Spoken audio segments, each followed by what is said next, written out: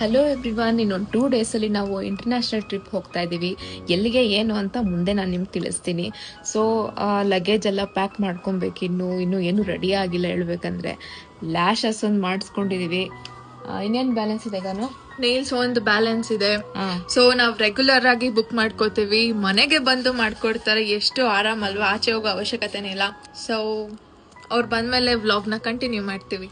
ಒಬ್ರು reference ಕಳ್ಸಿದ್ರು. So reference ಕಳ್ಸಿದಾಗ ಆ colour ನನ್ನ ಹತ್ರ ಇರ್ಲಿಲ್ಲ. ಫೈನಲ್ ಅಲ್ಲಿ ಬೇರೆ ಕಲರ್ ತಗೊಂಡ್ರು. ಆಮೇಲೆ ಅವ್ರಿಗೆ ಇಷ್ಟ ಆಗಿಲ್ಲ ಅಂತೆ, ಅವ್ರ ಹಸ್ಬೆಂಡ್ ಹೋಗಿ ತೋರ್ಸುದ್ರಂತೆ. ಇಷ್ಟನೇ ಆಗ್ಲಿಲ್ಲ ಅಂತ ಫುಲ್ ಕ್ಲಾಶ್. ಮಾಡ್ಕೊಟ್ಬಿಡ್ತೀನಿ, ಬೇಡ ಅಂದ್ರೆ ಸರಿ ನಿಮ್ ಪೇಮೆಂಟ್ ನಾನು ರಿಟರ್ನ್ ಮಾಡ್ತೀನಿ ಅಂತ ಅಂದೆ. ಅವಾಗ ಮಾಡಿಸ್ಕೋಬೇಕಾದ್ರೆ ಚೆನ್ನಾಗಿರು, ಖುಷಿಯಾಗಿರು, ಫೋಟೋ ತೆಗೆಸ್ಕೊಂಡ್ರು, ಎಲ್ಲ ಆಯ್ತು. ಅದಾದ್ಮೇಲೆ ಹೋದ್ಮೇಲೆ ಆತರ ರಿಪ್ಲೈ ಮಾಡ್ತಾ ಇದಾರೆ. ವಾವ್, ತುಂಬಾ ಚೆನ್ನಾಗಿದೆ, ತುಂಬಾ ಚೆನ್ನಾಗಿದೆ. Thank you. ನಾನ್ ಬೇರೆ ಡಿಸೈನ್ ನಂಗೆ ಹಿಂಗೆ ಬೇಕು ಅಂತ ಹೇಳ್ತಾ ಇದೀನಿ. ಪಾಪ ಅವ್ರು ಅಷ್ಟೊತ್ತಿಂದ ಮಾಡ್ತಿದ್ದಾರೆ. ಬಟ್ ನನಗೆ ತುಂಬಾ ಇಷ್ಟ ಆಗತ್ತೆ ಈ ತರ ಆರ್ಟ್ ಕೇಳೋದ್ರಿಂದ. ಮಾಡ್ಬೇಕಾದ್ರೆ ನನಗೆ ಚೆನ್ನಾಗಿ ಕಾಣ್ತಿದೆ, ಇದು ಚೆನ್ನಾಗಿ ಬರ್ತಾ ಇದೆ, ಇದು ಚೆನ್ನಾಗಿ ಅನ್ನಿಸ್ತಿದ್ಯಾ ಅನ್ನೋ ತರ ನನಗೆ ಕ್ವಶನ್ ಆಗ್ತಾ ಇತ್ತು. ಬಟ್ ಹಾಕಿದ್ಮೇಲೆ ಲುಕ್ ಅನ್ನಿಸ್ತು ನನಗೆ.